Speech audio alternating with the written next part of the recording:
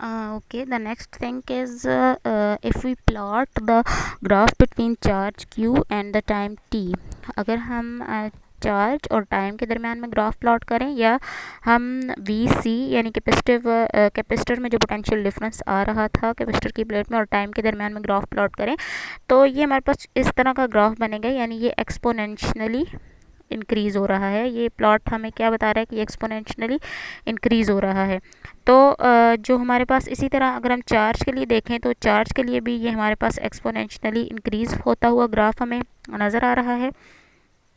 तो अगर हम इसको अगर डिस्कस करें, तो हम ये क्या कहते हैं कि अगर हम रेजिस्टर के साथ जो चार्जिंग कैपेसिटर है उसके साथ अगर हम एक रेजिस्टर भी इंक्लूड करते हैं, तो जो इंक्रीज़ ऑफ चार्ज जो है कैपेसिटर का, वो अपनी मैक्सिमम वैल्यू पे देर से पहुंचेगा। यानी चार्ज जो इंक्रीज़ हो रहा है कैपेसिटर का, वो अपनी मैक्सिमम वैल्यू पे पहुंचने में टाइम लगाएगा। कितना टाइम लगाएगा? बाय द उसको हम करेक्टराइज कर सकते हैं by the time constant R C.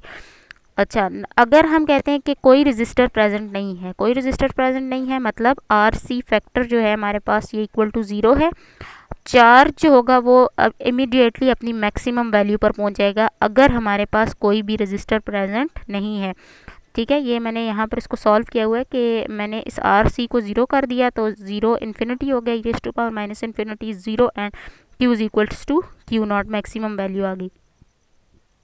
Initially charge on the capacitor is zero, charge capacitor के ऊपर इनिशियली ज़ीरो है, so potential difference across the capacitor is zero and the potential difference across the resistor is V R. ठीक है, potential we are maximum है और V C zero है जब हमारे पास चार्ज क्या है, जब चार्ज हमारे पास ज़ीरो है। ठीक है, तो अगर हम क्या करते हैं कि और अगर हमारे पास ये मैक्सिमम है, तो इसका मतलब है कि हमारे पास करंट भी क्या है, मैक्सिमम हो जाएगा।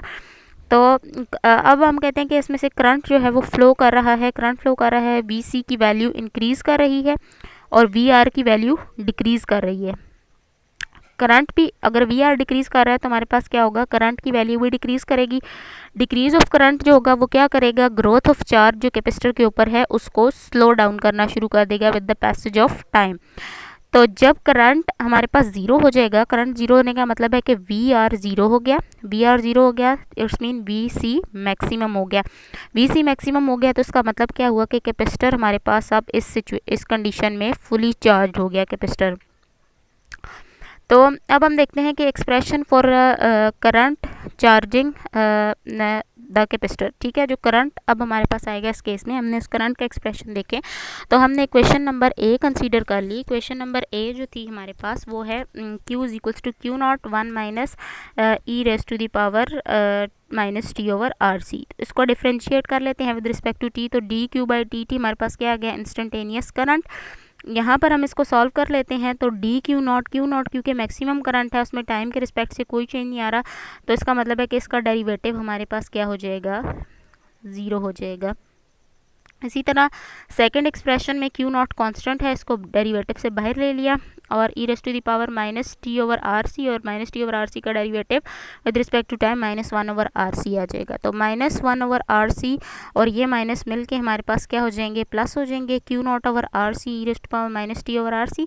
यहाँ पर देखिए अगर हम क्यू नॉट ओवर सी, ये चीज़ किसके इक्वल होती है, ई एम एफ ई के इक्वल है, instantaneous maximum E M F के इक्वल है, तो ई डिवाइडेड बाय आर कर दिया और ई डिवाइडेड बाय आर हमारे पास मैक्सिमम करंट के इक्वल है, तो हमने इसकी जगह पे आई मैक्सिमम लिख दिया। ये क्या शो कर रही है कि करंट हमारे पास डिक्रीज़ कर रहा है with the passage of time, exponentially current decrease कर रहा है। ये एक्सप्रेशन जो है हमारे पास करंट का है जो कि कैपेसिटर की चार्जिंग के दौरान है। तो अगर हम इसके लिए एक ग्राफ प्लॉट कर लें, तो वो हमारे पास क्या आएगा, टी को हमने लिया एक्स एक्सिस पे, करंट को हमने लिया वाई एक्सिस पे, ये हमारे पास है इसका मैक्सिमम करंट। तो ये मैक्सिमम करंट से हमारे पास करंट जो है वो डिक्रीज़ हो रहा है और डिक्रीज़ होके अप्रॉक्सीमेटली ज़ीरो को वो पहुंच रहा है। तो अगर हम देखें, हम कहते हैं कि at T is equals to zero, T जब ज़ीरो था तो करंट हमारे पास क्या है, मैक्सिमम है। E is equals to V R plus V C था बिल्कुल स्टार्ट में जब हमने किरचॉफ रूल लगाया था। तो जब करंट हमारे पास मैक्सिमम है तो इसका मतलब है कि वी आर मैक्सिमम है और वी सी ज़ीरो है। वी सी हमारे पास क्या है, ज़ीरो है। Capacitor is not charged. जब हम कहते हैं कि t is equal to infinity है, t is equals to infinity हो गया तो करंट हमारे पास ड्रॉप टू ज़ीरो, यानी करंट ज़ीरो हो गया। करंट ज़ीरो का मतलब है कि वी आर भी ज़ीरो हो गया हमारे पास, ठीक है, वी आर ज़ीरो हो गया और वी सी मैक्सिमम हो गया, E is equals to V C आ गया। कैपेसिटर इस केस में हमारे पास क्या होगा, फुली चार्ज होगा। एक सैम्पल प्रॉब्लम देख लेते हैं। सैम्पल प्रॉब्लम क्या है कि एक रेजिस्टर है हमारे पास, और resistor R is equals to 6.2 mega ohm and the capacitor of capacitance C is equals to 2.4 microfarad are connected in series and 1.2 volt battery of a negligible internal resistance is connected across their combination. What is the capacitive reactance capacitive time constant of this circuit? ठीक है, पहली चीज़ हमने क्या करनी है, capacitive time constant calculate करना है। और second thing is what is the time after the battery is connected does the potential difference across the capacitor is equal to 5.6 volt. और हमने टाइम निकालना है जिसके बाद जो पोटेंशियल डिफरेंस है अक्रॉस द कैपेसिटर वो 5.6 वोल्ट के इक्वल हो जाए। सोल्यूशन है इसका, हमें गिवन डाटा में क्या क्या गिवन है, रेजिस्टेंस गिवन है, मेगा होम में थी तो इसको 10⁻⁶ करके होम में कन्वर्ट कर लिया। कैपेसिटेंस हमारे पास 2.4 माइक्रोफैरड है तो माइक्रो को हमने फैरड में कन्वर्ट कर लिया 10⁻⁻6 करके, और बैटरी की EMF हमें 1.2 वोल्ट गिवन है। तो सबसे पहले पार्ट में हमने क्या करना है, टाइम कांस्टेंट कैलकुलेट करना है। टाइम कांस्टेंट हमारे पास इक्वल होता है R इंटू सी के, R की वैल्यू भी गिवन है, C की वैल्यू भी गिवन है, दोनों की वैल्यूज़ हम यहाँ पर लगाएंगे और उसको सॉल्व कर लेंगे तो टाइम कांस्टेंट हमारे पास आ गया 14.8 सेकेंड, 14.88 सेकेंड, ठीक है।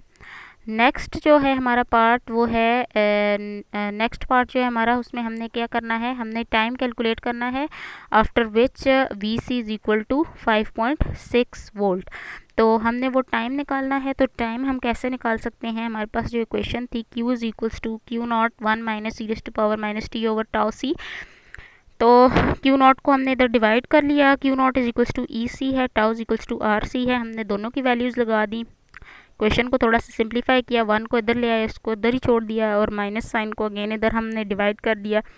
थोड़ा सा सिंप्लीफाई करने के बाद हमने इसमें क्या किया, Q ओवर C की जगह पे VC लगा दिया, VC ओवर E लगा दिया। VC की वैल्यू हमें गिवन थी, E की वैल्यू भी हमें गिवन थी, और e⁻⁻t ओवर RC था तो एक्सपोनेंशियल दोनों तरफ नेचुरल लॉग अप्लाई कर दिया। नेचुरल लॉग लेंगे तो यहाँ से हम t की वैल्यू निकालेंगे, वो आ गई -RC natural log 1 minus VC over E। तो ये हमारे पास आ गई उसकी वैल्यू। अब हमने value of R, VC and E and tau C ये सारी वैल्यूज़ हमने लगानी है जो कि हमें क्वेश्चन में गिवन है। ये सारी वैल्यूज़ लगाने के बाद हमारे पास इसको सॉल्व करेंगे, सॉल्व करने के बाद जो हमारे पास आंसर आ गया दैट इज़ 9.4 सेकेंड। तो यहाँ पे आज का लेक्चर कंप्लीट हो गया। नेक्स्ट लेक्चर के अंदर हम डिके ऑफ करंट के बारे में पढ़ेंगे।